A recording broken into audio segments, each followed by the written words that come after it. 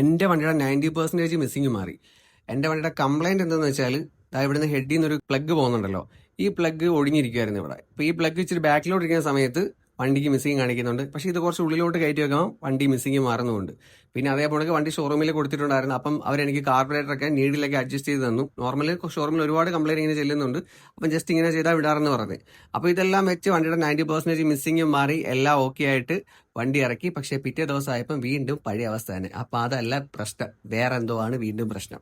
First ഏറ്റവും കൂടുതൽ പെട്രോളിലാണ് issue വരുന്നത്. പിന്നെ പെട്രോളിന് ഇഷ്യൂ ആയിട്ട് ഇപ്പം പലവരും കാർബറേറ്ററും കാര്യങ്ങളൊക്കെ മാറാൻ നിൽക്കുന്നവരുണ്ട്. അപ്പം കാർബറേറ്ററും കാര്യങ്ങളും മാറുന്നവർക്ക് എനിക്ക് ഒന്നേ പറയുള്ളൂ, ഉള്ള കാർബറേറ്റർ ക്ലീൻ ചെയ്തിട്ട് യൂസ് ചെയ്യാൻ നോക്കുക.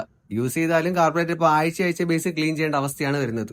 എങ്കിലേ മിസ്സിങ് മാറി നിൽക്കത്തുള്ളൂ. അപ്പൊ എപ്പോഴും കാർബറേറ്റർ ഒരു ക്ലീൻ ചെയ്യാൻ പറ്റുന്ന കാര്യമല്ല. അപ്പൊ കാർബറേറ്റർ പുതിയത് വാങ്ങിക്കാൻ നിൽക്കുന്ന ആരെങ്കിലും ഉണ്ടെങ്കിൽ എത്തനോൾ കമ്പാറ്റബിൾ ആവുന്ന E20 കമ്പാറ്റബിൾ ആവുന്ന കാർബറേറ്റർ മാത്രം വാങ്ങിച്ച് യൂസ് ചെയ്യാൻ നോക്കുക.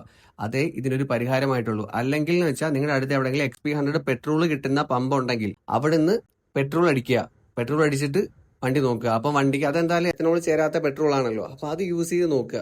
അല്ലാതെ വേറൊരു ഓപ്ഷൻ ഇതിനില്ലെന്നാണ് എനിക്ക് തോന്നുന്നത് നിലവിൽ. പലർക്കും പല രീതിയിലാണ് മിസ്സിങ് വരുന്നത്. ചിലവർക്ക് കറണ്ടിന്റെ രീതി വരാം. ഒരുപാട് കാര്യങ്ങൾ ചെയ്തിട്ട് മിസ്സിങ് മാറാത്ത ആൾക്കാരുണ്ട്. അതുകൊണ്ട് നോക്കിയും കണ്ടിട്ട് മാത്രം ചെയ്യുക. വെറുതെ പൈസ കൊണ്ട് കളയാതിരിക്കുക.